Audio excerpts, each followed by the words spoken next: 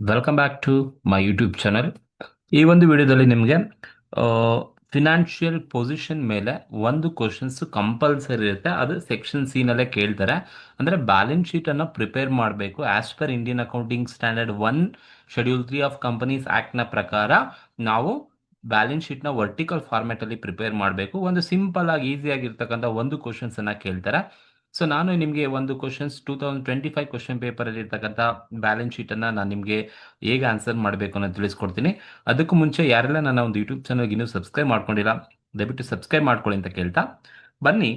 2025 question ಪೇಪರಲ್ಲಿ ಏನಿದೆ ಅಂತ ಹೇಳಿದ್ರೆ ನೋಡಿ, from the following trial balance of S S mineral limited for the year ending 31 March 2024. ಅಂದರೆ ಎಸ್ ಎಸ್ ಮಿನರಲ್ದು ಟ್ರಯಲ್ ಬ್ಯಾಲೆನ್ಸ್ ಕೊಟ್ಟಿದ್ದಾರೆ. ನೋಡಿ, ಟ್ರಯಲ್ ಬ್ಯಾಲೆನ್ಸ್ ಕೊಟ್ಟರೆ ಒಂದು ಪಾಯಿಂಟನ್ನು ಈಸಿಯಾಗಿ ನೆನಪಲ್ಲಿ ಇಟ್ಕೊಳ್ಳಿ. ನೋಡಿ, ಪರ್ಟಿಕ್ಯುಲರ್ ಡೆಬಿಟ್ ಮತ್ತು ಕ್ರೆಡಿಟ್ ಅಂತ ಕೊಟ್ಟಿರ್ತಾರೆ. ನಿಮಗೆ ಗೊತ್ತಾಗ್ಬಿಡ್ಬೇಕು, ಡೆಬಿಟ್ ಕಾಲಮಲ್ಲಿ ಬರೋ ಅಮೌಂಟ್ ಎಲ್ಲ assets, debit all the assets ಅಂತ ಕರಿತೀವಿ. ಅಂದರೆ ಡೆಬಿಟ್ ಕಾಲಮಲ್ಲಿ ಬಂದಿರೋ ಎಲ್ಲ ಅಮೌಂಟನ್ನು ನೀವು ಅಸೆಟ್ ಸೈಡೇ ತಗೋಬೇಕಾಗತ್ತೆ. ಒಂದು, ಯಾಕೆಂದರೆ ಡೆಬಿಟ್ ಆಲ್ ದಿ ಅಸೆಟ್ಸ್ ಅಂತ ಕರಿತೀವಿ, ಡೆಬಿಟ್ ಸೈಡ್ ಬಂದಿರೋ ಎಲ್ಲ ಅಮೌಂಟು ಅಸೆಟ್ ಸೈಡೇ ತಗೋಬೇಕು. ಇನ್ನೊಂದು, ಕ್ರೆಡಿಟ್ ಕಾಲಮಲ್ಲಿ ಏನೇನು ಅಮೌಂಟ್ ಕೊಟ್ಟಿರ್ತಾರಲ್ಲಪ್ಪ, ಆ ಕ್ರೆಡಿಟ್ ಕಾಲಮಲ್ಲಿ ಬರ್ತಕ್ಕಂಥ ಎಲ್ಲ ಅಮೌಂಟನ್ನು ನಾವು ಈಕ್ವಿಟಿ ಆ್ಯಂಡ್ ಲಯಬಿಲಿಟೀಸ್ ಅಂತ ಕರಿತೀವಿ. Credit all the equity and liabilities ಅಂದರೆ ಈಕ್ವಿಟಿ ಆ್ಯಂಡ್ ಲಯಬಿಲಿಟೀಸೇ ತಗೋಬೇಕು. ಸೊ ನಿಮಗೆ ಕೊಟ್ಟಿದ್ದಾರೆ ಅಮೌಂಟ್ ಅಂತ ಹೇಳಿದ್ರೆ ಅದು ಈಕ್ವಿಟಿ ಆ್ಯಂಡ್ ಲಯಬಿಲಿಟಿ ಸೈಡೇ ತಗೋಬೇಕು ಅಂತ ಅರ್ಥ. ಸೊ ಫಸ್ಟ್ ನಿಮಗೆ ಲಾಸ್ಟ್ ಏನು ಹೇಳಿದ್ದಾರೆ ಅಂತ ಹೇಳ್ಬಿಡ್ತೀನಿ ನೋಡಿ. ಇಲ್ಲಿ ಕ್ವಶನ್ಸಲ್ಲಿ ಏನು ಹೇಳಿದ್ದಾರೆ ಅಂದರೆ, prepare statement of financial positions ಅನ್ನ ಪ್ರಿಪೇರ್ ಮಾಡಿ ಅಂತ ಹೇಳಿದ್ದಾರೆ.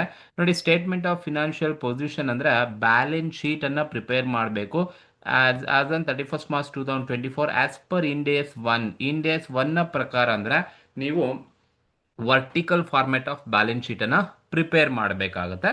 ಸೊ ಬ್ಯಾಲೆನ್ಸ್ ಶೀಟಲ್ಲಿ ನಿಮಗೆ ಗೊತ್ತಿರಬೇಕು, ಬರೋದು ಈಕ್ವಿಟಿ ಆ್ಯಂಡ್ ಲಯಬಿಲಿಟೀಸ್ ಬರುತ್ತೆ, ಅಸೆಟ್ಸ್ ಬರುತ್ತೆ. And equity and liabilities always equal to ಅಸೆಟ್ಸ್ಗೆ ಈಕ್ವಲ್ ಆಗಿ ಇರಬೇಕಾಗುತ್ತೆ. ಸೊ ಬ್ಯಾಲೆನ್ಸ್ ಶೀಟನ್ನು ಪ್ರಿಪೇರ್ ಮಾಡಬೇಕು. ಸೊ ಬನ್ನಿ ಏನೇನಿದೆ ನೋಡ್ತಾ ಹೋಗೋಣ. ಒಂದು ಸಿಂಪಲ್ ಆಗಿ ನಾನು ಏನು ಹೇಳಿದೆ ಅದನ್ನು ನೆನಪಲ್ಲಿ ಇಟ್ಕೊಳ್ಳಿ. ಡೆಬಿಟ್ ಸೈಡ್ ಬರೋದು ಅಸೆಟ್ ಸೈಡ್ ಬರಬೇಕು, ಕ್ರೆಡಿಟ್ ಸೈಡ್ ಬರೋದು ಲಯಬಿಲಿಟಿ ಸೈಡ್ ಬರಬೇಕು. ಬಟ್ ಆ ಅಸೆಟ್ಸ್ ಮತ್ತು ಲಯಬಿಲಿಟೀಸನ್ನು ನಾವು ಕ್ಲಾಸಿಫೈಡ್ ಮಾಡಬೇಕು. ನಾನ್ ಕರೆಂಟ್ ಅಸೆಟ್ಸ್ ಯಾವುದು, ನಾನ್ ಕರೆಂಟ್ ಲಯಬಿಲಿಟಿ ಯಾವುದು, ಕರೆಂಟ್ ಅಸೆಟ್ಸ್ ಯಾವುದು, ಕರೆಂಟ್ ಲಯಬಿಲಿಟಿ ಯಾವುದು ಅಂತ ಹೇಳ್ಬಿಟ್ಟು ನಾವು ಕ್ಲಾಸಿಫಿಕೇಶನ್ಸನ್ನು ಮಾಡಿ ತೋರಿಸ್ಬೇಕಾಗತ್ತೆ. ಏನೇನಿದೆ ಅಂತ ಹೇಳ್ಬಿಡ್ತೀನಿ ನಿಮಗೆ ಒನ್ ಬೈ ಒನ್. ನೋಡಿ, first one equity share capital ಇದೆ. ನೋಡಿ, equity share capital it is credit side amount ಕೊಟ್ಟಿದ್ದಾರೆ, ಹಾಗಾಗಿ ಇದು ಈಕ್ವಿಟಿ ಆ್ಯಂಡ್ ಲಯಬಿಲಿಟಿ ಸೈಡೇ ಹೋಗಬೇಕು. So equity and liability side ತಗೋಬೇಕಾಗತ್ತೆ. ಕ್ಯಾಪಿಟಲ್ ರಿಸರ್ವ್ ಕೊಟ್ಟಿದ್ದಾರೆ, ಕ್ರೆಡಿಟ್ ಕಾಲಮ್ ಅಲ್ಲಿ ಅಮೌಂಟ್ ಇದೆ. Reserves always reserves and surplus ಅಲ್ಲಿ ತಗೋಬೇಕು. ಯಾವುದೇ ವರ್ಡ್ ರಿಸರ್ವ್ ಅಲ್ಲಿ ಇದೆ ಅಂತ ಹೇಳಿದ್ರೆ ಸೊ ನಿಮಗೆ ಗೊತ್ತಿರಬೇಕು, ಅದು ರಿಸರ್ವ್ಸ್ ಅಂಡ್ ಸರ್ಪ್ಲಸ್ ಅಲ್ಲಿ ತಗೋಬೇಕಾಗುತ್ತೆ. ಈಕ್ವಿಟಿ ಶೇರ್ ಕ್ಯಾಪಿಟಲ್ ಏನು ಹೇಳಿದೆ, ಈಕ್ವಿಟಿ ಶೇರ್ ಕ್ಯಾಪಿಟಲ್ ಅಥವಾ ಪ್ರಿಫರೆನ್ಸ್ ಶೇರ್ ಕ್ಯಾಪಿಟಲ್ ಎರಡೂ ಕೊಡ್ಬೋದು, ಅದು ಶೇರ್ ಕ್ಯಾಪಿಟಲ್ ಅಲ್ಲಿ ನೀವು ತಗೋಬೇಕಾಗುತ್ತೆ. ನಾನ್ ಕರೆಂಟ್ ಲಯಬಿಲಿಟಿ ಅಂತ ಹೇಳ್ಬಿಟ್ಟು 16 ಲ್ಯಾಕ್ ಕೊಟ್ಟಿದ್ದಾರೆ. ನೋಡಿ, this the main heading, non current liability ಅವರೇ ಕೊಟ್ಬಿಟ್ಟಿದ್ದಾರೆ. ಪ್ರಾಫಿಟ್ ಅಂಡ್ ಲಾಸ್ ಅಕೌಂಟ್ ಇದೆ. ಸೊ ಇದು profit and loss account credit column ಅದೇ, ಅಂದ್ರೆ ಲಯಬಿಲಿಟಿ ಸೈಡ್ ಹೋಗಬೇಕಾಗುತ್ತೆ. ಸೊ ಇದನ್ನ ಎಲ್ಲಿ ತಗೋಬೇಕಪ್ಪ ನಾವು ಲಯಬಿಲಿಟಿ ಸೈಡ್ ಅಂದ್ರೆ ರಿಸರ್ವ್ಸ್ ಅಂಡ್ ಸರ್ಪ್ಲಸ್ ಅಲ್ಲಿ ತಗೋಬೇಕಾಗುತ್ತೆ. ಕರೆಂಟ್ ಲಯಬಿಲಿಟೀಸ್ ಕೊಟ್ಟಿದ್ದಾರೆ, ಕ್ರೆಡಿಟ್ ಕಾಲಮ್ ಇದೆ, that is current liabilities liability side ಹೋಗಬೇಕಾಗುತ್ತೆ. ಸೊ ನೋಡಿ, ಇಷ್ಟು ಕ್ರೆಡಿಟ್ ಕಾಲಮ್ ಅಲ್ಲಿ ಇರೋದು ಎಲ್ಲ ಲಯಬಿಲಿಟಿ ಸೈಡ್ ಹೋಗಬೇಕು. ಸೊ ನಾನು ಆನ್ಸರ್ ಮಾಡ್ಬೇಕಾದ್ರೆ ಯಾವ್ಯಾವ ಫಾರ್ಮ್ಯಾಟ್ ಪ್ರಕಾರ ಯಾವುದೇ ಎಲ್ಲಿ ತಗೋಬೇಕು ಅಂತ ತಿಳಿಸ್ಕೊಡ್ತೀನಿ. ಎಲ್ಲ ಲಯಬಿಲಿಟಿ ಸೈಡೇ ಬರೋದು, ಬಟ್ ಆ ಯಾವ ವೆಡ್ಡಿಂಗ್ಸ್ ಅಲ್ಲಿ ಬರಬೇಕು ಅನ್ನೋದು ನೀವು ಕರೆಕ್ಟಾಗಿ ಬರೀಬೇಕು. ನೋಡಿ, ಟ್ಯಾಂಜಿಬಲ್ ಅಸೆಟ್ಸ್ ಕೊಟ್ಟಿದ್ದಾರೆ. ಪಿಪಿ ಡೆಬಿಟ್ ಕಾಲಮ್ ಅಲ್ಲಿ ಎಲ್ಲ ಅಮೌಂಟ್ ಇದೆ. PP is an asset, property plant and equipment ಅಂತ. Tangible assets like building, plant, machinery ಇವೆಲ್ಲ ಟ್ಯಾಂಜಿಬಲ್ ಅಸೆಟ್ಸ್ ಸೈಡ್ ತಗೋಬೇಕು. ಇಂಟ್ಯಾಂಜಿಬಲ್ ಅಸೆಟ್ಸ್ ಕೊಟ್ಟಿದ್ದಾರೆ, ಅದು ಕೂಡ asset like goodwill, patent, copyright, trademark ಏನಿದೆ ಅವು ಕೂಡ ಅಸೆಟ್. ಕರೆಂಟ್ ಇನ್ವೆಸ್ಟ್ಮೆಂಟ್ ಕೊಟ್ಟಿದ್ದಾರೆ, ನೋಡಿ ಇದು ಕೂಡ ಅಸೆಟ್. ಕರೆಂಟ್ ಅಸೆಟ್ಸ್ ಅಲ್ಲಿ ತಗೋಬೇಕು. ಯಾವಾಗ ವರ್ಡ್ ಕರೆಂಟ್ ಅಂತ ಕೊಟ್ಟಿದ್ದಾರೆ ಅಂದ್ರೆ ಅದು ಕರೆಂಟ್ ಅಸೆಟ್ಸ್ ಅಂತ ಅರ್ಥ. ಇನ್ವೆಂಟರಿ ಅಂದ್ರೆ ಸ್ಟಾಕ್, ಕರೆಂಟ್ ಅಸೆಟ್ಸ್ ಅಲ್ಲಿ ನಾವು ತಗೋಬೇಕು. ಅಸೆಟ್ ಸೈಡ್ ಕರೆಂಟ್ ಅಸೆಟ್ ತಗೊಳ್ತೀವಿ. ಅದರ್ ನಾನ್ ಕರೆಂಟ್ ಅಸೆಟ್ಸ್ ಅಂತ ಹೇಳಿದ್ದಾರೆ, ಸೊ ನಾನ್ ಕರೆಂಟ್ ಅಸೆಟ್ಸ್ ಅಲ್ಲೇ ತಗೋಬೇಕಾಗುತ್ತೆ. ಅಸೆಟ್ ಅದು ಡೆಬಿಟ್ ಕಾಲಮ್ ಅಲ್ಲಿ ಇದೆ. ಟ್ರೇಡ್ ರಿಸೀವಬಲ್ಸ್ ಇದೆ, ಇಟ್ ಈಸ್ ಬಿಲ್ಸ್ ರಿಸೀವಬಲ್ ಅಂತ ಕರಿತೀವಿ ಅಥವಾ ಅಕೌಂಟ್ ರಿಸೀವಬಲ್ ಅಂತ ಕರೆಂಟ್ ಅಸೆಟ್ಸ್ ಅಲ್ಲಿ ತಗೊಳ್ತೀವಿ. ಕ್ಯಾಶ್ ಅಂಡ್ ಕ್ಯಾಶ್ ಈಕ್ವಲೆನ್ಸ್ ಕೂಡ ಕರೆಂಟ್ ಅಸೆಟ್ಸ್ ಅಲ್ಲೇ ತಗೊಳ್ತಕ್ಕಂಥದ್ದು. ಈಗ ಡೆಬಿಟ್ ಕಾಲಮ್ 39,80,000 ಇದೆ, ಕ್ರೆಡಿಟ್ ಕಾಲಮು 39,80,000 ಇದೆ. ನಮ್ಗೆ ಹೇಳಿದ್ದಾರೆ prepare statement of financial positions ಅನ್ನ ಪ್ರಿಪೇರ್ ಮಾಡಿ ಅಂತ. ಬಟ್ ನಿಮಗೆ ಸಿಂಪಲ್ ಆಗಿ ನೆನಪಲ್ಲಿ ಇಟ್ಕೊಳ್ಳಿ, ಡೆಬಿಟ್ ಕಾಲಮಲ್ಲಿ ಬರೋದೆಲ್ಲ ಅಸೆಟ್ಟು, ಕ್ರೆಡಿಟ್ ಕಾಲಮಲ್ಲಿ ಬಂದಿರೋದೆಲ್ಲ ಲಯಬಿಲಿಟೀಸ್. ಬಟ್ ನಾವು ಅದನ್ನ ಕ್ಲಾಸಿಫಿಕೇಶನ್ಸ್ ಅನ್ನ ಮಾಡಿ ಬರಿಬೇಕು. Non current asset current assets, non current ಲಯಬಿಲಿಟಿನ ಶೇರ್ ಹೋಲ್ಡರ್ಸ್ ಫಂಡ ಬರಿಬೇಕಾಗತ್ತೆ. ಯಾವ ತರ ನೀವು ಆನ್ಸರ್ಸ್ ಅನ್ನ ಮಾಡಬೇಕು ಅಂತ ಹೇಳಿದ್ರೆ ಆಸ್ ಆನ್ 31st March 2024 ಅಲ್ಲಿ ಪ್ರಿಪೇರ್ ಮಾಡಬೇಕು.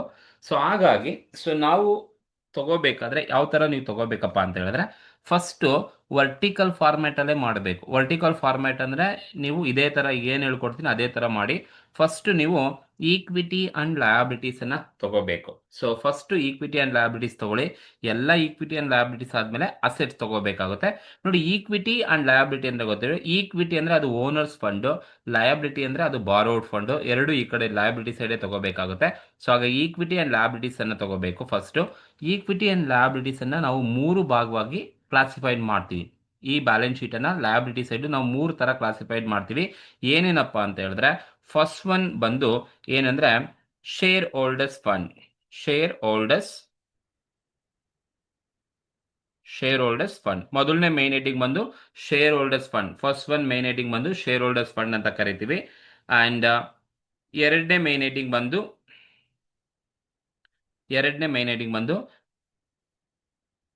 ನಾನ್ ಕರೆಂಟ್ ಲಯಬಿಲಿಟಿ ಅಂತ ಕರಿತೀವಿ. ಅಂಡ್ ಮೂರನೇ ಮೈನ್ ಹೆಡಿಂಗ್ ಬಂದು ಕರೆಂಟ್ ಲಯಬಿಲಿಟಿ. ಮೂರನೇ ಮೈನ್ ಹೆಡಿಂಗ್ ಅನ್ನ ನಾವು ಕರೆಂಟ್ ಲಯಬಿಲಿಟಿ ಅಂತ ಕರಿತೀವಿ. ಸೊ ನೋಡಿ, ಲಯಬಿಲಿಟಿ ಸೈಡ್ ಮೂರು ತರ ನಾವು ಕ್ಲಾಸಿಫೈಡ್ ಮಾಡೋದು. ಒಂದು share holders fund, non current liability, current liability. Assets ಆದ್ರೆ ನಾವು ಎರಡೇ ಮಾಡೋದು, ಒಂದು ನಾನ್ ಕರೆಂಟ್ ಅಸೆಟ್ಸ್, ಇನ್ನೊಂದು ಕರೆಂಟ್ ಅಸೆಟ್ಸ್ ಅಂತ ಎರಡು ತರ ಕ್ಲಾಸಿಫೈಡ್ ಮಾಡ್ತೀವಿ. ಸೊ ಲಯಬಿಲಿಟಿ ಸೈಡ್ ಮೂರು ತರ ಮಾಡಬೇಕು, ಯಾಕಂದ್ರೆ ಈಕ್ವಿಟಿ ಇರೋದು ಶೇರ್ ಹೋಲ್ಡರ್ಸ್ ಫಂಡ್, ಲಯಬಿಲಿಟಿ ಅಂತ ಬಂದ್ರೆ ನಾನ್ ಕರೆಂಟ್ ಲಯಬಿಲಿಟಿ ಮತ್ತೆ ಕರೆಂಟ್ ಲಯಬಿಲಿಟಿನ ಕ್ಲಾಸಿಫೈಡ್ ಮಾಡ್ತೀವಿ. ಫಸ್ಟ್ ನೋಡಿ, ಶೇರ್ ಹೋಲ್ಡರ್ಸ್ ಫಂಡ್ ಅಲ್ಲಿ ನೀವೇನ್ ತಗೋಬೇಕಪ್ಪ ಅಂತ ಹೇಳಿದ್ರೆ share capital. Share holders fund ಅಲ್ಲಿ ನೀವೇನ್ ತಗೋಬೇಕು ಅಂದ್ರೆ ಶೇರ್ ಕ್ಯಾಪಿಟಲ್ ನ ತಗೋಬೇಕು. ನಿಮಗೆ ಗೊತ್ತು, ಶೇರ್ ಕ್ಯಾಪಿಟಲ್ ಎರಡು ತರ ಶೇರ್ ಕ್ಯಾಪಿಟಲ್ ಇದೆ. ಒಂದು ಈಕ್ವಿಟಿ ಶೇರ್ ಕ್ಯಾಪಿಟಲ್, ಇನ್ನೊಂದು ಪ್ರಿಫರೆನ್ಸ್ ಶೇರ್ ಕ್ಯಾಪಿಟಲ್. ಎರಡೂ ಬರುತ್ತೆ. ಬಟ್ ಕ್ವಶನ್ಸ್ ಅಲ್ಲಿ ಯಾವ್ದು ಕೊಟ್ಟಿದ್ದಾರೆ ನೋಡಿ, ಕ್ವಶನ್ಸ್ ಅಲ್ಲಿ ಕೊಟ್ಟಿರೋದು ನೋಡಿ, ಈಕ್ವಿಟಿ ಶೇರ್ ಕ್ಯಾಪಿಟಲ್ ಕೊಟ್ಟಿದ್ದಾರೆ. ಅಂದ್ರೆ ಬರೀ ಒಂದೇ 10 ಲಕ್ಷ ರೂಪಾಯಿ ಕ್ರೆಡಿಟ್ ಕಾಲಮ್ ಅಲ್ಲಿ ಇದೆ. ಸೊ ಒಂದೇ ಕೊಟ್ಟರೆ ನೀವು ಡೈರೆಕ್ಟ್ ಆಗಿ ತಗೊಳ್ಳಿ. So share capital, equity share capital ಕೊಟ್ಟಿದ್ದಾರೆ, 10 ಲ್ಯಾಕ್ ರುಪೀಸ್ ಕೊಟ್ಟಿದ್ದಾರೆ. ಡೈರೆಕ್ಟ್ ಆಗಿ ನಾನು ಅಮೌಂಟ್ ಕಾಲಮ್ ಅಲ್ಲಿ 10 ಲ್ಯಾಕ್ ರುಪೀಸ್ ಅನ್ನ ತಗೊಳ್ತೀನಿ. ದಟ್ ಈಸ್ ಶೇರ್ ಕ್ಯಾಪಿಟಲ್ ಅಂದ್ರೆ ಈಕ್ವಿಟಿ ಶೇರ್ ಕ್ಯಾಪಿಟಲ್ ಅಂತ ಅರ್ಥ. ಸೊ ಇನ್ನೊಂದು ಪ್ರಿಫರೆನ್ಸ್ ಶೇರ್ ಕ್ಯಾಪಿಟಲ್ ಕೊಟ್ರೆ ಎರಡು ಟೋಟಲ್ ಮಾಡ್ಕೊಂಡು ನೀವು ತಗೋಬೇಕಾಗುತ್ತೆ. ಇದು ಮೊದಲನೇದು, ಶೇರ್ ಹೋಲ್ಡರ್ಸ್ ಫಂಡ್ ಅಲ್ಲಿ ಶೇರ್ ಕ್ಯಾಪಿಟಲ್ ಬರ್ತಕ್ಕಂಥದ್ದು. ಒಂದೇ ಈಕ್ವಿಟಿ ಶೇರ್ ಮಾತ್ರನೇ ಇರೋದು, ಪ್ರಿಫರೆನ್ಸ್ ಶೇರ್ಸ್ ಇಲ್ಲ, ಹಾಗಾಗಿ ಒಂದೇ ಡೈರೆಕ್ಟ್ ತಗೊಂಡಿದ್ದೀನಿ. ಸೊ ಶೇರ್ ಹೋಲ್ಡರ್ಸ್ ಫಂಡ್ ಅಲ್ಲಿ ಒಂದು ಶೇರ್ ಕ್ಯಾಪಿಟಲ್ ಬರುತ್ತೆ. ಇನ್ನೊಂದು ಯಾವ್ದು ತಗೋಬೇಕಪ್ಪ ಅಂದ್ರೆ ರಿಸರ್ವ್ಸ್ ಅಂಡ್ ಸರ್ಪ್ಲಸ್. ನೋಡಿ, reserves and surplus share holders fund ಅಲ್ಲೇ ಬರೋದು. ನೋಡಿ, ಇಲ್ಲಿ ಎರಡು ವರ್ಡ್ ಇರೋದು. ರಿಸರ್ವ್ಸ್ ಅಂತ ಹೇಳಿದ್ರೆ ಯಾವುದೇ ವರ್ಡ್ ರಿಸರ್ವ್ಸ್ ಅಲ್ಲಿ ಇದ್ರೆ ಅದೆಲ್ಲ ರಿಸರ್ವ್ಸ್ ಅಲ್ಲೇ ಬರಬೇಕು. Capital reserve, general reserve, revaluation reserve, redemption reserve, sinking fund, security premium, ಇವೆಲ್ಲ ರಿಸರ್ವ್ಸ್ ಅಲ್ಲಿ ಬರ್ತಕ್ಕಂಥದ್ದು. ಸರ್ಪ್ಲಸ್ ಅಂದ್ರೆ profit and loss account, credit balance ಬರ್ತಕ್ಕಂಥದ್ದು ಸರ್ಪ್ಲಸ್ ಅಂತ ಕರಿತೀವಿ. ಈಗ ನಿಮ್ಗೆ ಯಾವ್ದನ್ನ ರಿಸರ್ವ್ಸ್ ಅಥವಾ ಕೊಟ್ಟಿದ್ರೆ ನೀವು ಅದು ರಿಸರ್ವ್ಸ್ ಅಂಡ್ ಸರ್ಪ್ಲಸ್ ಅಲ್ಲಿ ತಗೋಬೇಕಾಗತ್ತೆ. ಸೊ ಇಲ್ಲಿ ನೋಡಿ, ಕ್ವಶನ್ಸ್ ಅಲ್ಲಿ ನಮಗೆ ಕ್ಯಾಪಿಟಲ್ ರಿಸರ್ವ್ 1 ಲ್ಯಾಕ್ ರುಪೀಸ್ ಕೊಟ್ಟಿದ್ದಾರೆ. ಸೊ ರಿಸರ್ವ್ ಅನ್ನೋ ವರ್ಡ್ ಇದೆ ಅಂದ್ರೆ ನೀವು ನೋಡ್ಕೊಂಡ್ಬಿಟ್ಟು ಡೈರೆಕ್ಟ್ ಆಗಿ ರಿಸರ್ವ್ಸ್ ಅಂಡ್ ಸರ್ಪ್ಲಸ್ ಅಲ್ಲಿ ತಗೊಳ್ಳಿ. ಸೊ ರಿಸರ್ವ್ ಅಂಡ್ ಸರ್ಪ್ಲಸ್ ಅಲ್ಲಿ ನಾವು ರಿಸರ್ವ್ಸ್, ಯಾವುದೇ ರಿಸರ್ವ್ಸ್ ಇದು ತಗೋಬೇಕು. ಈಗ ನನಗೆ ಕ್ಯಾಪಿಟಲ್ ರಿಸರ್ವ್ ಕೊಟ್ಟಿದ್ದಾರೆ. ಎಷ್ಟು ಕೊಟ್ಟಿದ್ದಾರೆ ಕ್ಯಾಪಿಟಲ್ ರಿಸರ್ವ್ಸ್ ಅಂತ ಹೇಳಿದ್ರೆ 1 ಲ್ಯಾಕ್ ರುಪೀಸ್ ನನಗೆ ಕ್ಯಾಪಿಟಲ್ ರಿಸರ್ವ್ ಕೊಟ್ಟಿದ್ದಾರೆ. ಸೊ ಹಾಗಾಗಿ ರಿಸರ್ವ್ಸ್ ಅಲ್ಲಿ ತಗೊಂಡೆ. ನೆಕ್ಸ್ಟ್ ನಾನ್ ಕರೆಂಟ್ ಲಯಬಿಲಿಟಿ ಬರಲ್ಲ. ನೋಡಿ, profit and loss account, credit balance ಇದ್ರೆ ಅದು ಪ್ರಾಫಿಟ್ ಅಂತ ಅರ್ಥ, ಸರ್ಪ್ಲಸ್ ಅಂತ ಅರ್ಥ. 80,000 ರುಪೀಸ್ ಕೊಟ್ಟಿದ್ದಾರೆ, ಹಾಗಾಗಿ ಅದು ಸರ್ಪ್ಲಸ್ ಅಲ್ಲೇ ತಗೋಬೇಕು. ಪ್ರಾಫಿಟ್ ಅಂಡ್ ಲಾಸ್ ಅಕೌಂಟ್ ಏನ್ ಕೊಟ್ಟಿದ್ದಾರೆ that is 80,000 is given. So credit column ಇದ್ರೆ ಸರ್ಪ್ಲಸ್, ಡೆಬಿಟ್ ಕಾಲಮ್ ಅಲ್ಲಿ ಕೊಟ್ಬಿಟ್ಟಿದ್ರೆ ಅದು ಲಾಸ್ ಅಂತ ಅರ್ಥ. ಇಲ್ಲಿ ಕ್ರೆಡಿಟ್ ಕಾಲಮ್ ಅಲ್ಲಿ ಇದೆ ಪ್ರಾಫಿಟ್ ಅಂತ ಅರ್ಥ. ಸೊ ರಿಸರ್ವ್ಸ್ ಅಂಡ್ ಸರ್ಪ್ಲಸ್ ಅಲ್ಲಿ ನೀವು ಯಾವುದೇ ವರ್ಡ್ ರಿಸರ್ವ್ ಅಲ್ಲಿ ಇರೋದು ತಗೋಬೇಕು. ಪ್ರಾಫಿಟ್ ಅಂಡ್ ಲಾಸ್ ಅಕೌಂಟ್ ಕೊಟ್ಟಿದ್ರೆ ಅದು ತಗೋಬೇಕಾಗುತ್ತೆ. ಈಗ ನೀವು ಇವೆರಡು ಟೋಟಲ್ ಮಾಡಿದ್ರೆ 1 ಲ್ಯಾಕ್ ಪ್ಲಸ್ 80,000 ಟೋಟಲ್ ನನಗೆ ರಿಸರ್ವ್ಸ್ ಅಂಡ್ ಸರ್ಪ್ಲಸ್ ಎಷ್ಟು ಬರುತ್ತಪ್ಪ ಅಂದ್ರೆ 1,80,000 ಟೋಟಲ್ ಸಿಗುತ್ತೆ. ಇದು first one share holders fund ಅಲ್ಲಿ ಇರ್ತಕ್ಕಂಥದ್ದು. ಒಂದು ಶೇರ್ ಕ್ಯಾಪಿಟಲ್ ಅಲ್ಲಿ ಬರೋದು ಈಕ್ವಿಟಿ ಮತ್ತೆ ಪ್ರಿಫರೆನ್ಸ್ ಶೇರ್ ಕ್ಯಾಪಿಟಲ್ ಎರಡು. ರಿಸರ್ವ್ಸ್ ಅಂಡ್ ಸರ್ಪ್ಲಸ್ ಅಲ್ಲಿ any word reserve and surplus ಅಂದ್ರೆ ಪ್ರಾಫಿಟ್ ಅಂಡ್ ಲಾಸ್ ಅಕೌಂಟ್ ಬರುತ್ತೆ. ಎರಡು ಟೋಟಲ್ ಮಾಡಿ 1,80,000 ಸಿಗುತ್ತೆ. ಇದು first one equity and liabilities ಅಲ್ಲಿ ಫಸ್ಟ್ ಬರ್ತಕ್ಕಂಥದ್ದು ಶೇರ್ ಹೋಲ್ಡರ್ಸ್ ಫಂಡ್ ಅಲ್ಲಿ ಬರ್ತಕ್ಕಂಥ ಇನ್ಫಾರ್ಮೇಷನ್. ದೆನ್ ಎರಡನೇ main heading shareholders fund, ಎರಡನೇ main heading equity and liabilities ಅಲ್ಲಿ ಯಾವುದಪ್ಪ ಅಂದ್ರೆ ನಾನ್ ಕರೆಂಟ್ ಲಯಬಿಲಿಟಿ ಅಂತ ಕರಿತೀವಿ. ಸೊ ನಾನ್ ಕರೆಂಟ್ ಲಯಬಿಲಿಟಿ ಅಂತ ಹೇಳಿದ್ರೆ ಇಲ್ಲಿ ಬರ್ತಕ್ಕಂಥದ್ದು ಏನಪ್ಪಾ ಅಂತ ಹೇಳಿದ್ರೆ ಲಾಂಗ್ ಟರ್ಮ್ ಬಾರೋಯಿಂಗ್ ಬರುತ್ತೆ, ಲಾಂಗ್ ಟರ್ಮ್ ಪ್ರಾವಿಷನ್ ಬರುತ್ತೆ, ಅದರ್ ನಾನ್ ಕರೆಂಟ್ ಲಯಬಿಲಿಟಿ ಬರುತ್ತೆ, ಡೆಫರ್ಡ್ ಟ್ಯಾಕ್ಸ್ ಲಯಬಿಲಿಟಿ ಬರುತ್ತೆ. ಈ 4 ಪಾಯಿಂಟ್ ನಾನ್ ಕರೆಂಟ್ ಲಯಬಿಲಿಟಿನಲ್ಲೇ ಬರ್ತಕ್ಕಂಥದ್ದು. ಅಂದ್ರೆ ಸೊ ಈ ಒಂದು ಕ್ವಶನ್ಸ್ ಅಲ್ಲಿ ನಾನ್ ಕರೆಂಟ್ ಲಯಬಿಲಿಟಿ ಕೊಟ್ಟಿದ್ದಾರೆ ಅಂತ ಹೇಳಿದ್ರೆ, ಸೊ ಮೇಲ್ಗಡೆ ನಾವು ಕ್ವಶನ್ಸ್ ಅನ್ನ ನೋಡಿ, ಕ್ವಶನ್ಸ್ ಅಲ್ಲಿ ನೋಡಿ ಅವ್ರು ಹೇಳಿದ್ದಾರೆ ನಾನ್ ಕರೆಂಟ್ ಲಯಬಿಲಿಟಿ, ಹಾಗೆ ಮೈನ್ ಹೆಡ್ಡಿಂಗ್ ಕೊಟ್ಟಿದ್ದಾರೆ ಎಷ್ಟು 16 lakh rupees non current liability ಅಂತ ಮೈನ್ ಹೆಡ್ಡಿಂಗ್ ಕೊಟ್ಟಿದ್ದಾರೆ. ಸೊ ಹಾಗಾಗಿ non current liability main heading ಕೊಟ್ಟಿರೋದ್ರಿಂದ ಡೈರೆಕ್ಟ್ ಆಗಿ ನೀವು 16 lakh non current liability direct ಆಗಿ ತಗೋಬಹುದು. ಬಟ್ ಈ ನಾನ್ ಕರೆಂಟ್ ಲಯಬಿಲಿಟಿಯಲ್ಲಿ ಬರೋದು 4 ಹೆಡ್ಡಿಂಗ್ ಬರುತ್ತೆ. Long term borrowings like debentures, loan from bank, mortgage, public deposits. Long term provisions ಅಂದರೆ ಎಂಪ್ಲಾಯಿ ಬೆನಿಫಿಟ್ ಪ್ರಾವಿಷನ್ಸ್ ಎಲ್ಲ long term provision. Other non current liability ಹಾಗೆ ಕೊಡ್ತಾರೆ, and defer tax liability ಹಾಗೆ ಕೊಡ್ತಾರೆ. So ಇಲ್ಲಿ ಯಾವುದೂ ಇಲ್ಲ, ಡೈರೆಕ್ಟಾಗಿ ತೊಗೊಂಡಿದ್ದೀನಿ. ನೆಕ್ಸ್ಟ್ ನಾನ್ ಕರೆಂಟ್ ಲಯಬಿಲಿಟಿ ಆದಮೇಲೆ ಫೈನಲ್ ಆಗಿ ಬರ್ತಕ್ಕಂಥದ್ದು ಲಯಬಿಲಿಟಿ ಸೈಡು ಕರೆಂಟ್ ಲಯಬಿಲಿಟಿ ಅಂತ ಕರಿತೀವಿ. ಈ ಕರೆಂಟ್ ಲಯಬಿಲಿಟೀಸ್ ಅಲ್ಲಿ ಏನೆಲ್ಲ ಬರುತ್ತಪ್ಪ ಅಂತ ಹೇಳಿದ್ರೆ ಒಂದು trade pay like bank overdraft ಆಗಿರ್ಬೋದು, short term provision for depreciation, provision for tax, ಇವು ಶಾರ್ಟ್ ಟರ್ಮ್ ಪ್ರಾವಿಷನ್ಸ್ ಅಂತ ಕರಿತೀವಿ. ಅಂಡ್ ಟ್ರೇಡ್ ಪೇಯಬಲ್ಸ್ ಬರುತ್ತೆ like bills payable, accounts payable, creditors, ಇವರೆಲ್ಲ ಟ್ರೇಡ್ ಪೇಯಬಲ್ಸ್ ಅಲ್ಲಿ ಬರ್ತಕ್ಕಂಥದ್ದು. ಅದರ್ ಕರೆಂಟ್ ಲಯಬಿಲಿಟೀಸ್ ಅಲ್ಲಿ outstanding expenses ಇದ್ರೆ ಅವೆಲ್ಲದೂ ಕೂಡ ನಮಗೆ ಅದರ್ ಕರೆಂಟ್ ಲಯಬಿಲಿಟೀಸ್ ಅಲ್ಲಿ ಬರ್ತಕ್ಕಂಥದ್ದು. ಇಲ್ಲಿ ಕ್ವಶನ್ಸ್ ಅಲ್ಲಿ ಯಾವ್ದಾದ್ರು ಕರೆಂಟ್ ಲಯಬಿಲಿಟಿ ಕೊಟ್ಟಿದ್ದಾರಾ ಅಂತ ಹೇಳಿದ್ರೆ ನೋಡಿ, ಕರೆಂಟ್ ಲಯಬಿಲಿಟೀಸ್ ಅಂತ ಮೈನ್ ಹೆಡ್ಡಿಂಗ್ ಅವರೇ ಕೊಟ್ಟಿದ್ದಾರೆ, 12 ಲ್ಯಾಕ್ ರುಪೀಸ್ ಕೊಟ್ಟಿದ್ದಾರೆ. ಮೈನ್ ಹೆಡ್ಡಿಂಗ್ ಅವರೇ ಕೊಟ್ಬಿಟ್ಟಿದ್ದಾರೆ 12 ಲ್ಯಾಕ್. ಸೊ ಹಾಗಾಗಿ ಡೈರೆಕ್ಟ್ ಆಗಿ ತಗೊಳ್ಳಿ 12 ಲ್ಯಾಕ್, ಡೈರೆಕ್ಟ್ ಆಗಿ 12 ಲ್ಯಾಕ್ ಅನ್ನ ತಗೊಂಡೆ. ಸೊ ಇದು ಲಯಬಿಲಿಟಿ ಸೈಡ್ ಇರ್ತಕ್ಕಂಥದ್ದು. ಇನ್ಯಾವುದನ್ನ ಕ್ರೆಡಿಟ್ ಕಾಲಮ್ ಅಲ್ಲಿ ಅಮೌಂಟ್ ಇರೋದನ್ನ ಬಿಟ್ಟಿದೀವ ಒಂದ್ಸಲಿ ಚೆಕ್ ಮಾಡ್ಕೊಳ್ಳಿ. Equity share capital reserves, equity share capital ತಗೊಂಡೆ, ಕ್ಯಾಪಿಟಲ್ ರಿಸರ್ವ್ಸ್ ತಗೊಂಡಿದ್ದೀವಿ, ನಾನ್ ಕರೆಂಟ್ ಆಯಿತು, ಪ್ರಾಫಿಟ್ ಅಂಡ್ ಲಾಸ್ ಆಯಿತು, ಕರೆಂಟ್ ಲಯಬಿಲಿಟಿ ಆಯಿತು, ಎಲ್ಲ ಆಯಿತು. ಈಗ ಇಷ್ಟು ಟೋಟಲ್ ಮಾಡಿದ್ರೆ ನಿಮಗೆ ಎಷ್ಟು ಬರಬೇಕಪ್ಪ ಅಂದರೆ 39,80,000 ಬರಬೇಕು.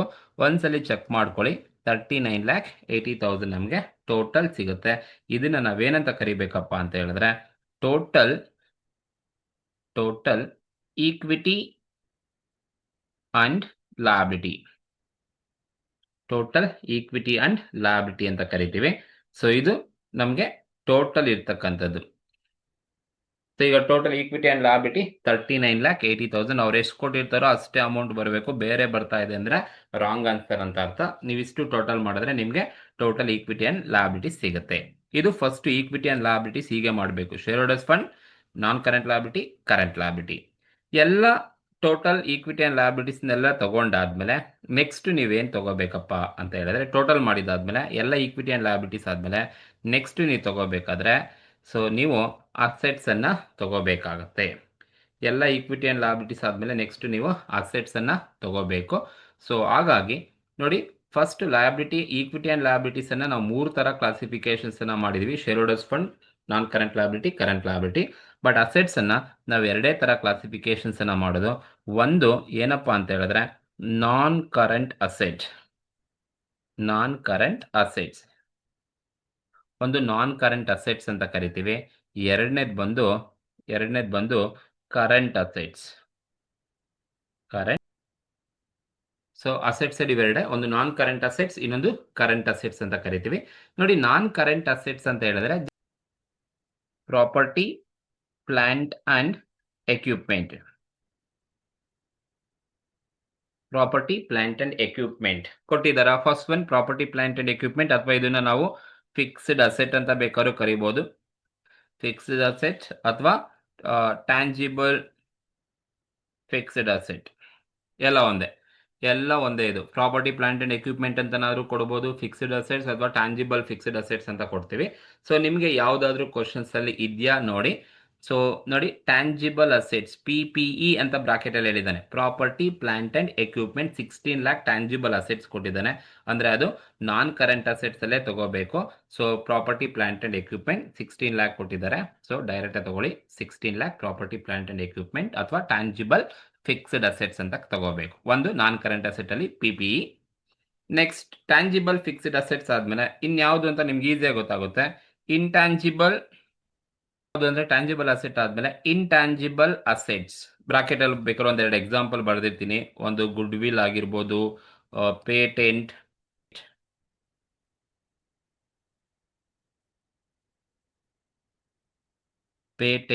Good will, patent, trademark ಇವೆಲ್ಲದೂ ಕೂಡ examples of intangible assets. So ಇಲ್ಲಿ ನಿಮಗೆ ಇಂಟ್ಯಾಂಜಿಬಲ್ ಅಸೆಟ್ಸ್ ಕೊಟ್ಟಿದ್ದಾರಾ ನೋಡಿ. ಇಂಟ್ಯಾಂಜಿಬಲ್ ಅಸೆಟ್ 6 ಲ್ಯಾಕ್ ಅವರೇ ಕೊಟ್ಟಿದ್ದಾರೆ. ಅಸೆಟ್ ಡೆಬಿಟ್ ಕಾಲಮ್ ಅಲ್ಲಿ ಇದೆ ಅಂದ್ರೆ ಅಸೆಟ್ಸ್ ಅಂತ ಗೊತ್ತಾಗಬೇಕು. 6 ಲ್ಯಾಕ್ ಡೈರೆಕ್ಟ್ ಆಗಿ ಕೊಟ್ಟಿದ್ದಾರೆ. 6 ಲ್ಯಾಕ್ ತಗೊಳ್ಳಿ.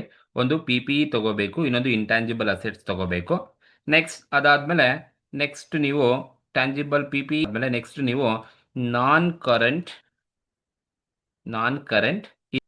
ಕರೆಂಟ್ ಇನ್ವೆಸ್ಟ್ಮೆಂಟ್ ತಗೋಬೇಕು. ಕ್ವಶನ್ಸ್ ಅಲ್ಲಿ ಯಾವುದು ನಾನ್ ಕರೆಂಟ್ ಇನ್ವೆಸ್ಟ್ಮೆಂಟ್ ಕೊಟ್ಟಿಲ್ಲ, ಹಾಗಾಗಿ ನಾನು ತಗೊಳ್ಳೋದಿಲ್ಲ. ಸೊ ಕ್ವಶನ್ಸ್ ಅಲ್ಲಿ ಇರೋದು ಏನಪ್ಪಾ ಅಂತ ಹೇಳಿದ್ರೆ ಕರೆಂಟ್ ಇನ್ವೆಸ್ಟ್ಮೆಂಟ್. ಕರೆಂಟ್ ಅಂತ ವರ್ಡ್ ಇದ್ರೆ ಅದು ಕರೆಂಟ್ ಅಸೆಟ್ಗೆ ಹೋಗಬೇಕು. ನಾನ್ ಕರೆಂಟ್ ಅಂತ ಹೇಳಿದ್ರೆ ನಾನು ನಾನ್ ಕರೆಂಟ್ ಅಸೆಟ್ ಅಲ್ಲಿ ತಗೊಳ್ತಿದ್ದೆ, ಅಲ್ಲಿ ಕರೆಂಟ್ ಇನ್ವೆಸ್ಟ್ಮೆಂಟ್ ಇದೆ, ಹಾಗಾಗಿ ಕರೆಂಟ್ ಅಸೆಟ್ಸ್ಗೆ ಹೋಗಬೇಕು. ಸೊ ನಾನ್ ಕರೆಂಟ್ ಇನ್ವೆಸ್ಟ್ಮೆಂಟ್ ಇಲ್ಲ, ಬರೀ ಇನ್ವೆಸ್ಟ್ಮೆಂಟ್ ಅಂತ ಕೊಟ್ಟರು ನೀವು ಇಲ್ಲೇ ತಗೋಬೇಕಾಗುತ್ತೆ. ಸೊ ನಾನ್ ಕರೆಂಟ್ ಅಲ್ಲೇ ನೀವು ತಗೋಬೇಕಾಗುತ್ತೆ. ನಾನ್ ಕರೆಂಟ್ ಇನ್ವೆಸ್ಟ್ಮೆಂಟ್ ಆದ್ಮೇಲೆ ನೆಕ್ಸ್ಟ್ ನೀವೇನ್ ತಗೋಬೇಕಪ್ಪ ಅಂದ್ರೆ other non current assets. Other non current assets ಅಂತ ಕೊಡ್ತಾರೆ. ಇದು ಹೀಗೆ ಮೇನ್ ಹೆಡ್ಡಿಂಗ್ ಅವರೇ ಕೊಟ್ಬಿಡ್ತಾರೆ, ಅದರ್ ನಾನ್ ಕರೆಂಟ್ ಅಸೆಟ್ಸ್ ಅಂತ ಹೇಳ್ಬಿಟ್ಟು. ಕ್ವಶನ್ಸ್ ಅಲ್ಲಿ ಇದೆಯಾ ನೋಡ್ಕೊಳ್ಳಿ. So current investment, current assets, inventory current asset ನೋಡಿ. ಅದರ್ ನಾನ್ ಕರೆಂಟ್ ಅಸೆಟ್ಸ್ ಅಂತ 4 ಲ್ಯಾಕ್ ರುಪೀಸ್ ಕೊಟ್ಟಿದ್ದಾರೆ. So other non current assets ಬಂದು 4 ಲ್ಯಾಕ್ ರುಪೀಸ್ ಇದೆ. ಡೈರೆಕ್ಟ್ ತಗೊಳ್ಳಿ. 4 lac rupees other non current assets ಅಲ್ಲಿ ತಗೋಬೇಕು. ಸೊ ಇದು ಗೊತ್ತಿರಬೇಕು. ಇನ್ನೊಂದು ಕ್ವಶನ್ಸ್ ಅಲ್ಲಿ ಏನಾದ್ರು ಬಂದ್ರೆ ಡೆಫರ್ಡ್ ಟ್ಯಾಕ್ಸ್ ಅಸೆಟ್ ಕೊಡ್ತಾರೆ. ಸೊ ಡೆಫರ್ಡ್ ಟ್ಯಾಕ್ಸ್ ಅಸೆಟ್ಸ್ ಕೊಟ್ರೆ ತಗೊಳ್ಳಿ, ಇಲ್ಲ ಅಂದ್ರೆ ನಿಲ್ ಅಂತ ತೋರಿಸಿ. ನೀವು ಬರೆಯೋ ಅವಶ್ಯಕತೆ ಇಲ್ಲ, ಬಟ್ ನಾನು ಇಲ್ಲಿ ತೋರಿಸ್ತಾ ಇದ್ದೀನಿ. ಇದು ನಾನ್ ಕರೆಂಟ್ ಅಸೆಟ್ಸ್ ಅಲ್ಲಿ ಬರ್ತಕ್ಕಂಥ 4 ಹೆಡ್ಡಿಂಗ್ಸ್. ಒಂದು PPE ಅಥವಾ ಫಿಕ್ಸ್ಡ್ ಅಸೆಟ್ಸ್, ಇನ್ನೊಂದು ಇಂಟ್ಯಾಂಜಿಬಲ್ ಅಸೆಟ್ಸ್, ಆ ನಾನ್ ಕರೆಂಟ್ ಇನ್ವೆಸ್ಟ್ಮೆಂಟ್ ಹಾಗೆ ಕೊಡ್ತಾರೆ, other non current assets, deferred tax assets ಕೊಟ್ಟಿದ್ದಾರೆ ತಗೊಳ್ಳಿ, ಇಲ್ಲಾಂದ್ರೆ ತಗೊಳ್ಳೋ ಅವಶ್ಯಕತೆ ಇಲ್ಲ.